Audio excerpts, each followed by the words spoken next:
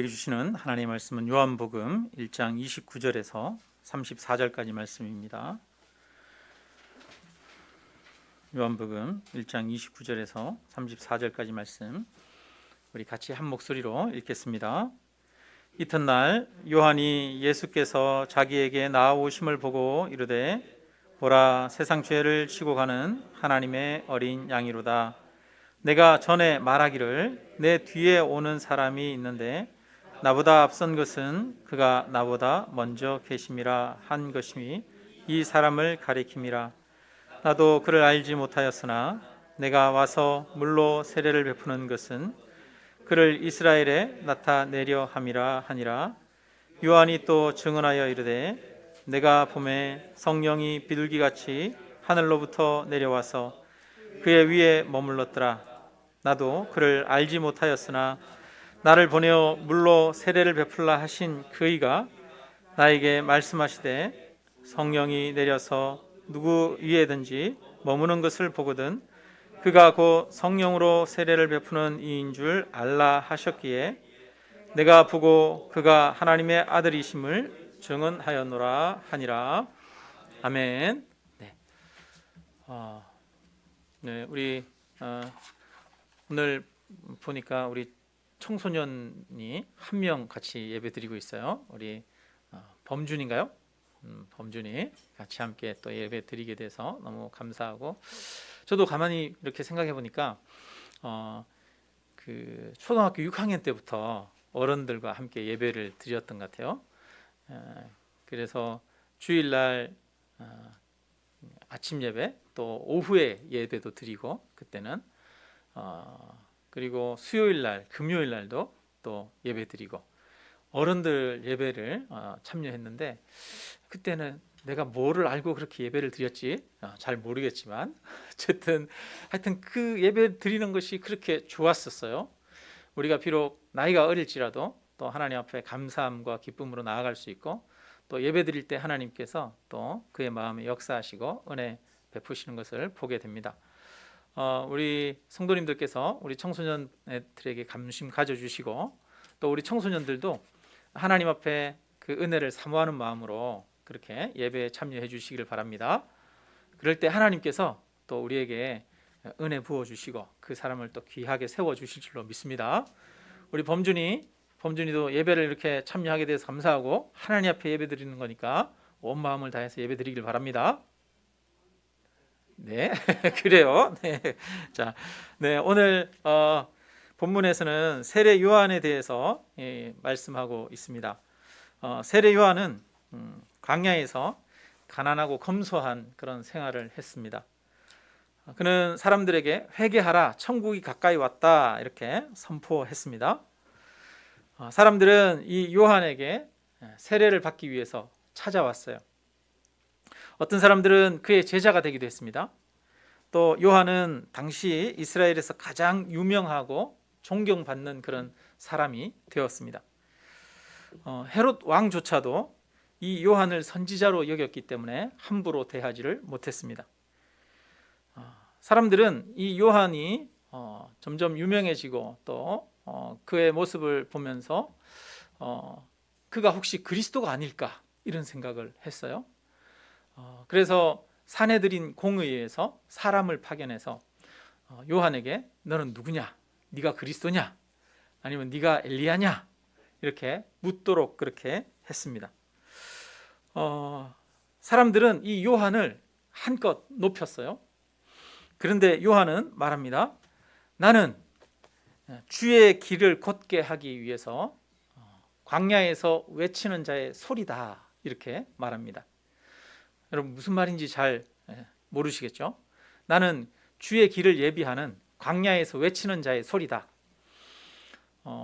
우리나라에 옛날에 그 왕이나 대감들이 행차할 때 그 앞에서 이렇게 쉬 물러가라 대감님 행차시다. 혹시 여러분이 이렇게 나가는데 누가 앞에서 그렇게 하시진 않을지 모르겠습니다만 그러는 사람이 있어요. 그 사람의 직책이 뭔지 아십니까? 그 사람의 직책이 뭐냐면 거덜이래요. 거덜. 잘 모르셨죠? 저도 잘 몰랐는데요. 제가 인터넷에 막 검색을 해봤어요. 왕 앞에서 쉬 물러거라 하는 사람, 그 사람을 뭐라고 부르는지 봤더니 거덜이에요. 그 거덜이라고 하는 사람이 왕이나 아니면 대감 앞에 서서 이렇게 막 자기가 위세가 있고 자기가 힘이 있는 것도 아닌데도 쉬 물러거라 그러면서 막 거들먹거리고 이렇게 다니는 거예요. 그거를 과장된 표정을 하면서 몸짓을 하면서 다니는 거예요. 그거를 뭐라고 그래요? 거들먹거린다. 그렇게 표현을 했다고 해요. 예, 그래서 이 사람들 앞에서 그 길을 여는 사람, 물러거라 라고 얘기하는 그 시종을 거덜이라고 하는데, 이 세례 요한이 온 이스라엘 사람들 중에 모든 사람들로부터 존경을 받았어요. 야, 혹시 저 사람이 혹시 메시아가 아니야? 이런 생각까지로 받을 정도로 그렇게 유명하고 인기를 한 몸에 얻었던 사람인데, 그가 뭐라고 말하냐면 나는 오시는 그 메시아 앞에 거들과 같은 사람입니다. 그 앞에서 쉬 물러거라 그러면서 나는 그 예수님이 오실 그 길을 예비하는 사람, 광야에서 외치는 자의 소리일 뿐입니다. 이렇게 자기를 겸손하게 낮추고 있습니다. 또 요한이 말합니다. 나는 내 뒤에 오시는 이의 신발 끈을 풀기에도 감당치 못하겠다. 이렇게 말해요. 옛날에는 이 신발 끈을 메고 풀고 하는 것을 본인이 직접 하는 게 아니라 이 집에 종들이 있는 그런 집에서는 종들이 하는 일이라고 합니다. 그래서 발을 씻기거나 중동 지방에는 먼지가 많잖아요. 그러니까 어디 밖에 나갔다 오면 발이 온통 진흙투성이, 흙투성이가 되잖아요. 그러면 그 발을 씻는데 그 발을 씻는 것은 종들이 하는 일이라고 합니다. 그 신발 끈을 푸는 것은 근데 유대인들 중에 유대인 종들은 하지 않고 그 중에서도 이방인 종들이 하는 게 이 신발 끈을 푸는 이런 일들이었다고 합니다.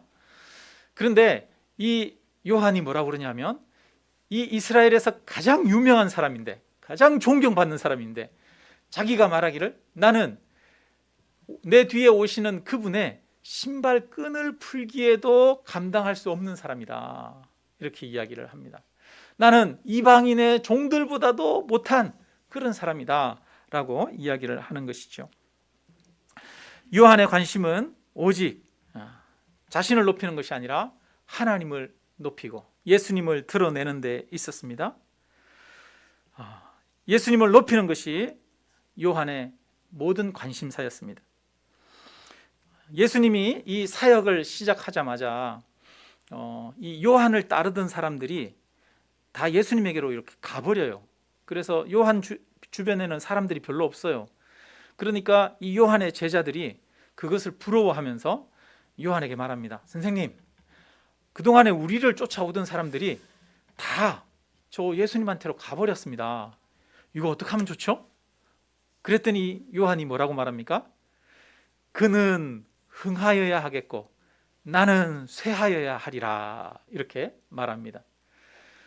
예수님은 많은 사람들이 따라야 되겠고 나는 초라하게 되고 나는 나를 따르는 사람들은 오히려 없어져야 된다라고 그렇게 이야기를 합니다. 그리고 나서는 나중에 오늘 본문에도 보면 보라 세상 죄를 지고 가는 하나님의 어린 양이로다 말하는데요. 그 뒤에도 보면 제자들에게도 말합니다. 36절에 보면은요. 35절에 보면 35절 36절에 보면 제자들 2명과 함께 있다가 또 예수님을 보고 나서 보라 하나님의 어린 양이로다 이렇게 말하니까 그 두 제자가 그의 말을 듣고 예수를 따라갑니다. 그래서 이 세례 요한은 자기를 따르는 그 제자들을 누구에게 보내요? 예수님에게 보내버린 거예요. 야, 너 가서 예수님 제자해. 너 내 제자 하지 말고 너 예수님 제자해. 그러면서 보내버린 것이죠. 실제로 예수님은 흥하게 하고 자신은 쇠해졌습니다. 사람은 인기를 누리고 많은 사람들의 칭찬을 받고 존경을 받으면 우쭐해지죠. 자신이 오히려 그럴 때 자신을 높이려고 합니다. 자신을 높이기 위해서 교묘하게 예수님을 이용하기도 하죠. 심지어는 자신이 메시아의 자리에 오르기도 합니다. 예전에 PD 수첩에 이만희 씨가 나온 적이 있었어요. 그 PD가 이만희 씨를 취재하면서 이만희 씨에게 그렇게 묻습니다. 신도들이 총회장님을 영생한다고 그렇게 강하게 믿고 있던데 어떻게 생각하시는지요? 이렇게 물어요. 그랬더니 이만희 씨가 뭐라고 대답한지 여러분 아십니까? 아니 제가 영생한다니요, 그런 일이 어떻게 있습니까? 이렇게 얘기하는 게 당연하잖아요. 그런데 그렇게 얘기하지 않아요. 뭐라고 하느냐 하면 아니, 막걸리 한 잔 받아줘야지요, 고마우니까. 이렇게 얘기하는 거예요. 여러분 이 말은 무슨 말이에요? 자기가 영생한다라고 사람들이 믿고 있는 거, 그거를 부정하는 말이 아니잖아요. 아니 자기를 그렇게 신으로 높이고 자기를 그렇게 사람들이 인간이 아닌 그런 존재로 보고 취급을 하는데 고마우니까 막걸리 한 잔 대접해야 된대요. 야, 어떻게 인간이 이럴 수가 있습니까? 그런데 사람은 이처럼 자신을 신처럼 높이는 것을 오히려 기뻐하는 사람들도 있습니다. 할 수만 있으면 자신이 예수님의 자리에 앉는 것도 서슴지 않는 그런 사람들이 있죠. 어쩌면 우리들도 또한 교묘하게 내가 예수님의 자리에 앉고 있지는 않은지도 모르겠습니다. 그런지 한번 살펴보아야 될 줄로 믿습니다.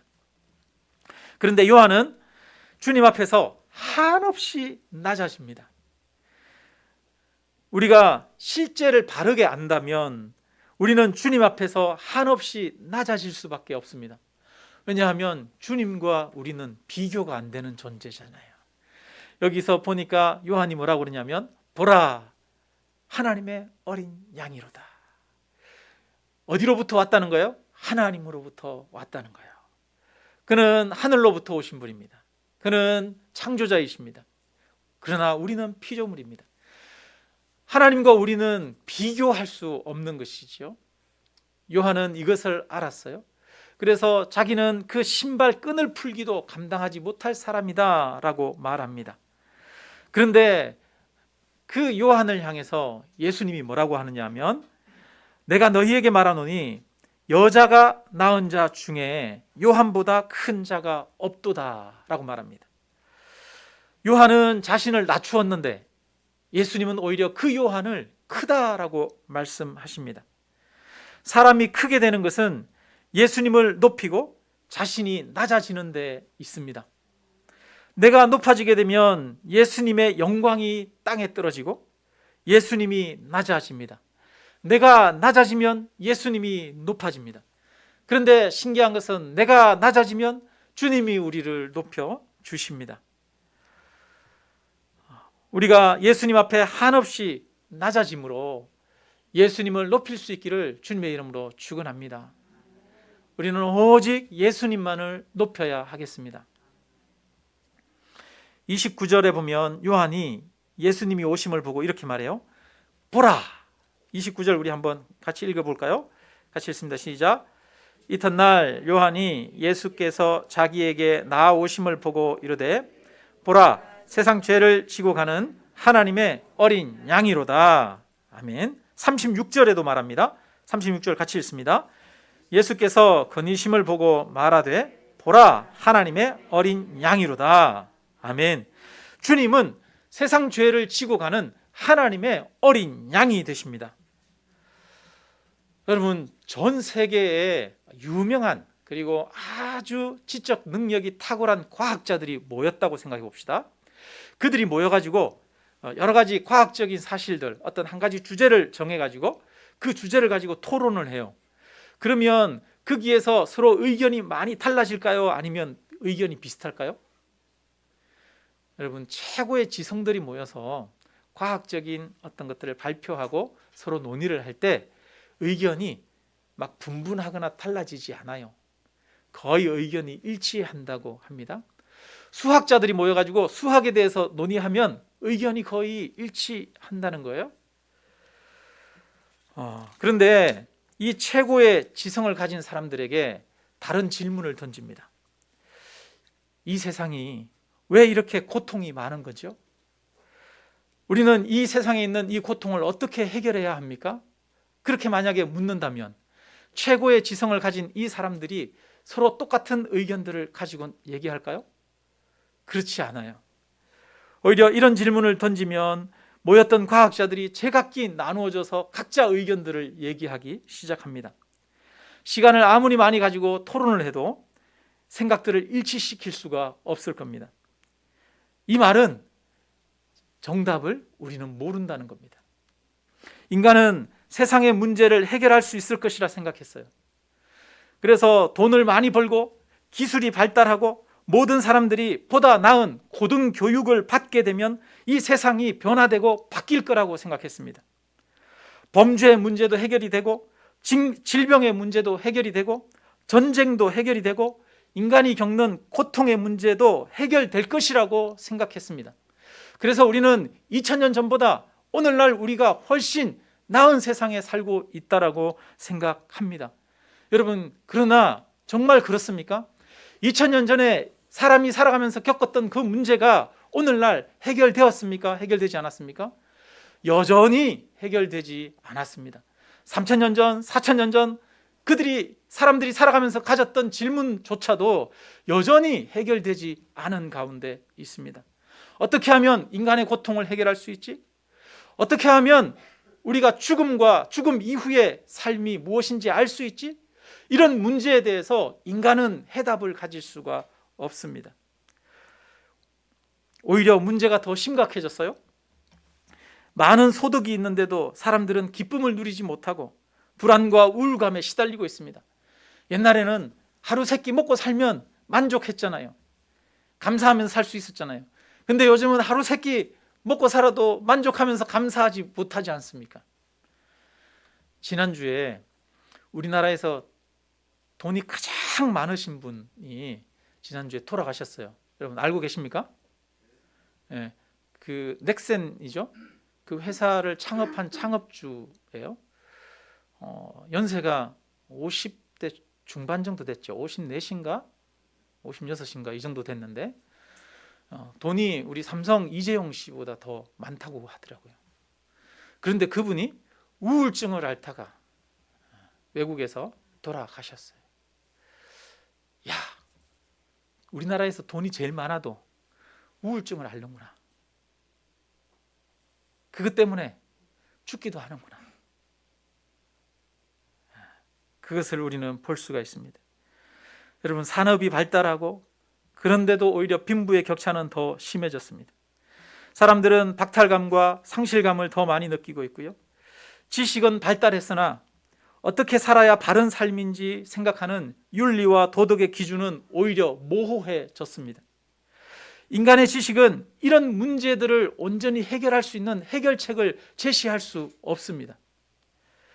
인간은 수학 지식에 대해서는 알 수 있고 식물이 어떻게 작용하고 성장하는지는 밝힐 수 있지만 인간 사회의 문제를 어떻게 해결해야 할지는 알지 못합니다. 인간의 지식은 인간이란 무엇인가에 대해서 정답을 말할 수 없습니다. 하나님에 대해서도 죽음에 대해서도 죽음 이후에 대해서도 아무것도 가르쳐 줄 수 없고 알 수가 없습니다. 앞으로 세월이 많이 흘러서 식물과 동물들의 모든 작용을 다 밝혀내고 우주 저 멀리까지 가서 미지의 공간을 탐험하고 우리 몸의 아주 미세한 작용까지 알아서 질병을 치료한다 하더라도 인생의 문제는 해결되지 않을 것입니다.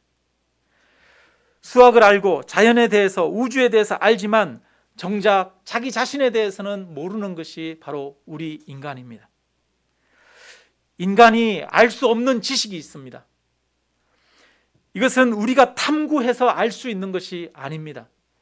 인간이 노력해서 해결할 수 있는 문제가 아닙니다. 이것은 인간보다 큰 존재가 인간에게 가르쳐 줄 때 비로소 알 수 있는 것입니다. 인간을 만드신 분이 인간을 향해서 너는 어떤 존재다 라고 말씀하셔야 합니다. 하늘로부터 인간에 대한 지혜와 지식이 주어져야 합니다.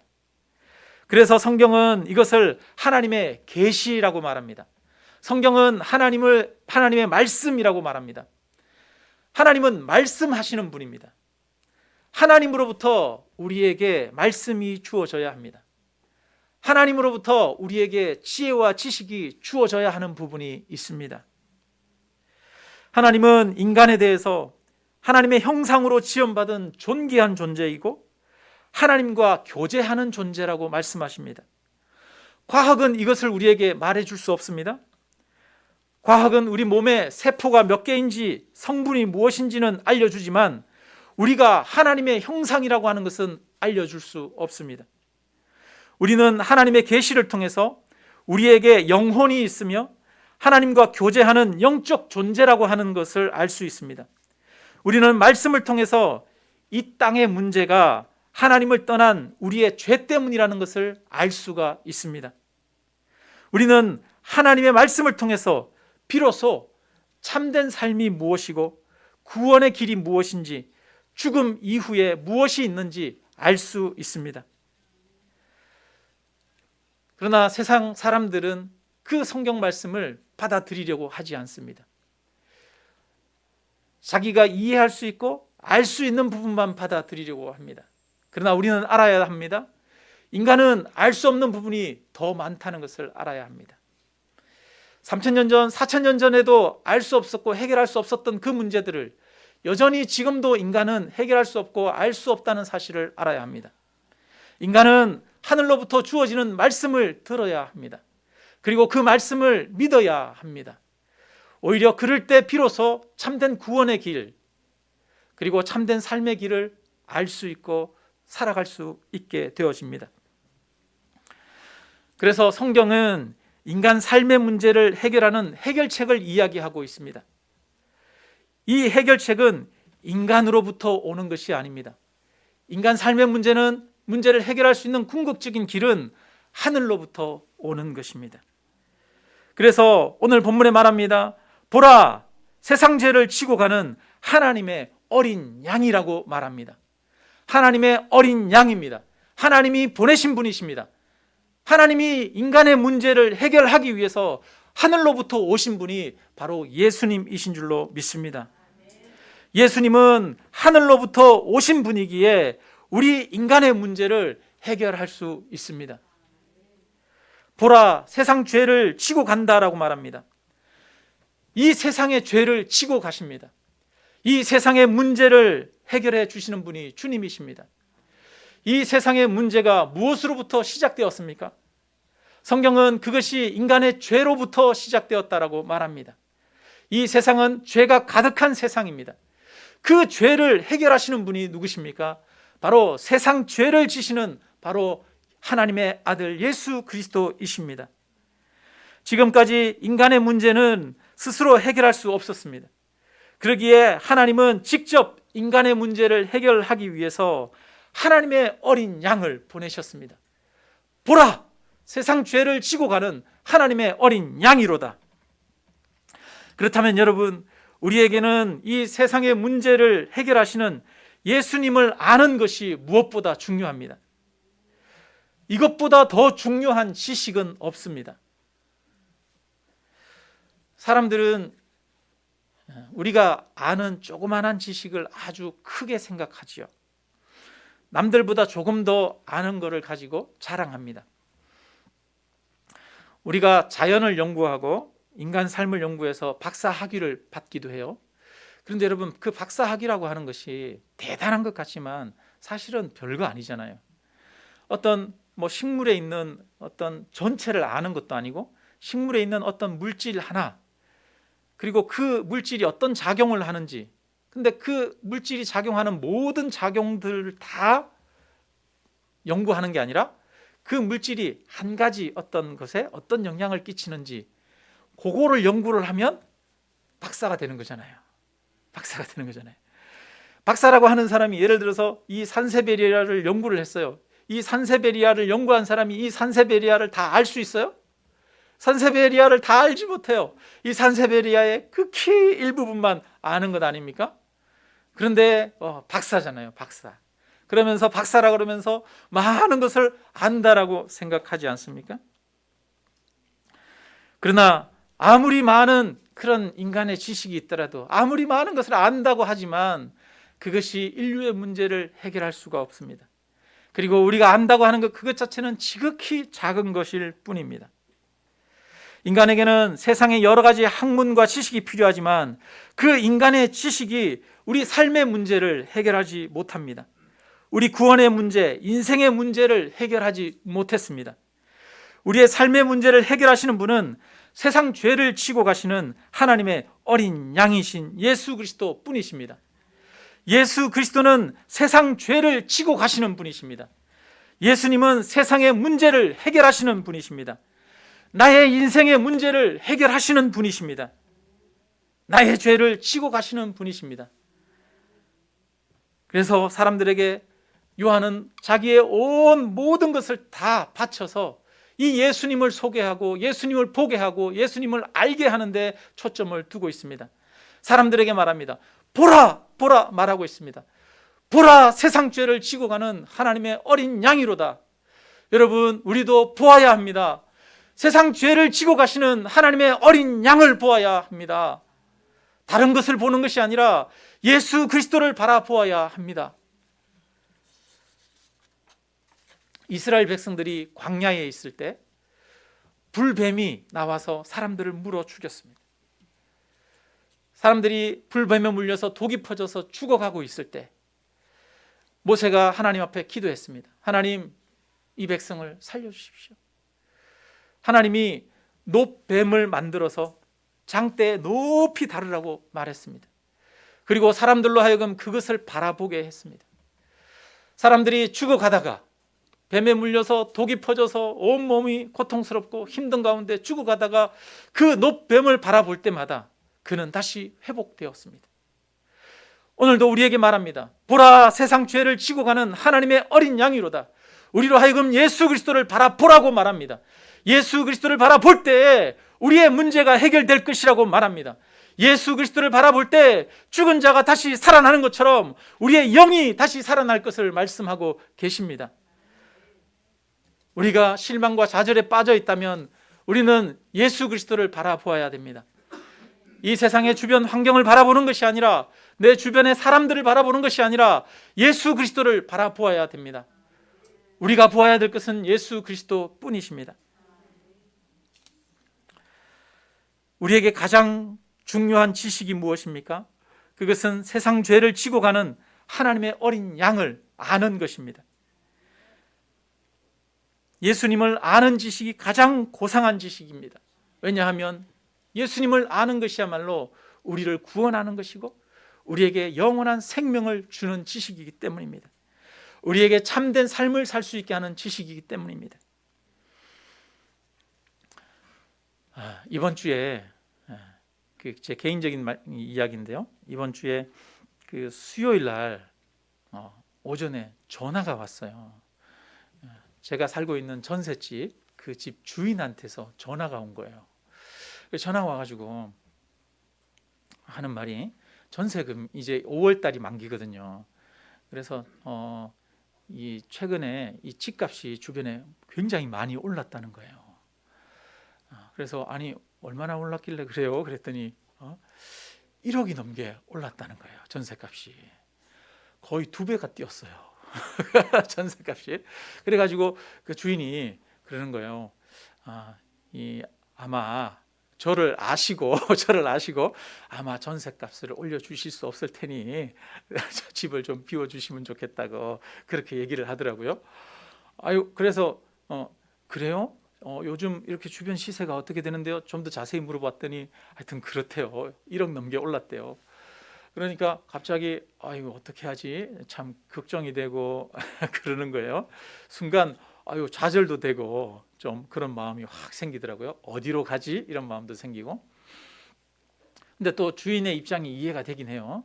왜냐하면 빚을 내 가지고 건축을 하고 전세 세입자를 들였는데 은행 이자를 갚고 있잖아요. 그런데 전세금이 올랐으니 전세금 좀 더 올려받아서 은행 이자 부담도 줄이고 싶고 그러지 않겠어요?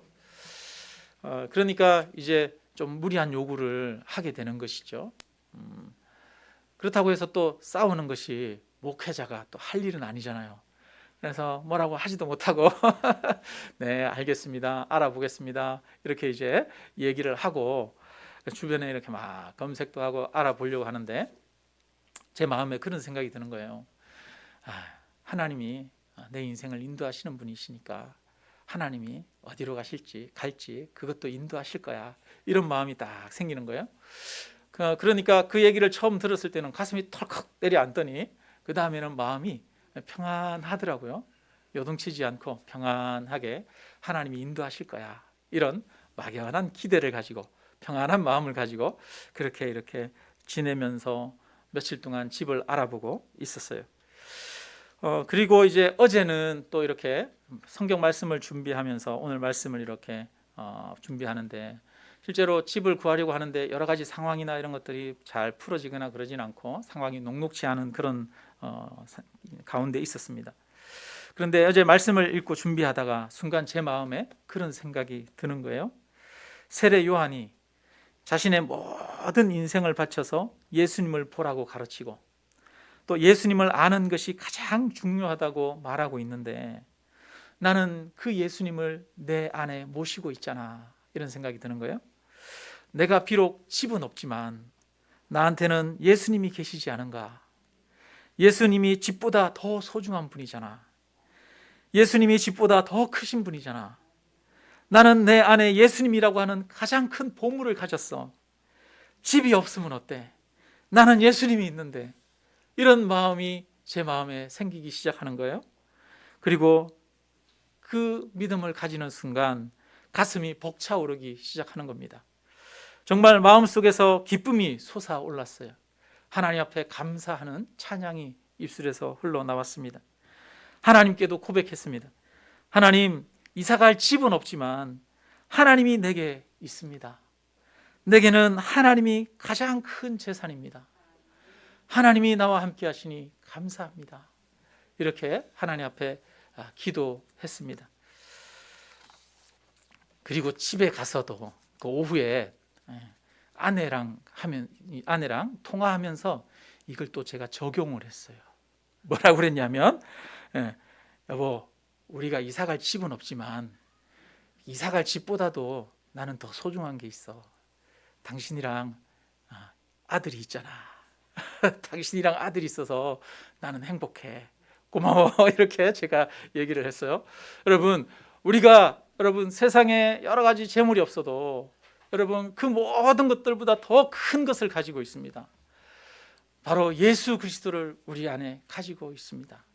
세상 죄를 지고 가시는, 인생의 문제를 해결하시고 세상의 모든 문제를 해결하시는 예수님이 우리 안에 있습니다. 이 보물이 우리 안에 있습니다. 여러분, 이것이야말로 가장 크고 가장 중요한 재산인 줄로 믿습니다. 여러분, 너무 걱정 안 하셔도 됩니다. 걱정하지 마시고요. 잘 해결되고 또 잘 모든 것들이 진행될 줄로 믿습니다. 여러분, 세상 죄를 지고 가는 하나님의 어린 양이 우리에게 있습니다. 인간으로부터 오신 분이 아니라 하나님으로부터 오신 분입니다.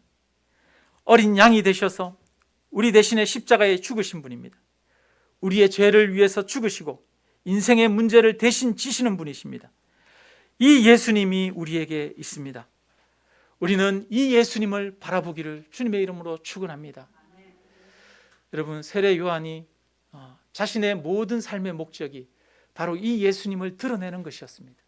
사람들로 하여금 이 예수님을 바라보게 하는 것이었습니다. 목회자의 영광도 그런 것 같아요. 여러분, 목회자가 만약에 성도들로 하여금 성도들이 목회자를 바라보게 한다면 그것은 정말 잘못된 거잖아요. 성도님들이 오직 예수 그리스도를 바라보는 것만이 그 교회가 가장 바람직하게 나아가는 길이고 건강한 것 아니겠습니까? 저는 우리 교회 모든 성도님들이 예수 그리스도를 바라보시기를 주님의 이름으로 축원합니다. 저도 우리 성도님들에게 말씀드리고 싶습니다. 보라, 보라 라고 말씀드리고 싶습니다. 세상 죄를 지고 가는 하나님의 어린 양이로다. 우리 인생의 문제를 해결하시는 하나님의 어린 양이로다. 하나님의 그 어린 양을 보라 라고 말씀드리고 싶습니다. 성도님들, 하나님의 어린 양을 보십시오. 예수님을 바라보십시오.